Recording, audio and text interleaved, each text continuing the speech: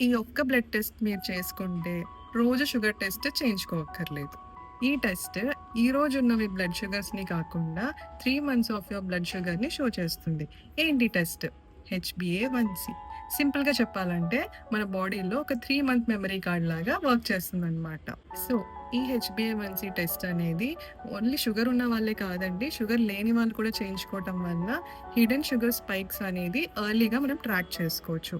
And ఈ హెచ్‌బీఏ1సీని కంట్రోల్‌గా ఉంచుకోవడం వల్ల డయాబెటిస్‌ని అవాయిడ్ చేయడం కాకుండా, మీ ఎనర్జీ, మీ మెమరీ అండ్ హార్ట్ హెల్త్‌ని గూడా సపోర్ట్ చేస్తుందని స్టడీస్ చెప్తున్నాయి.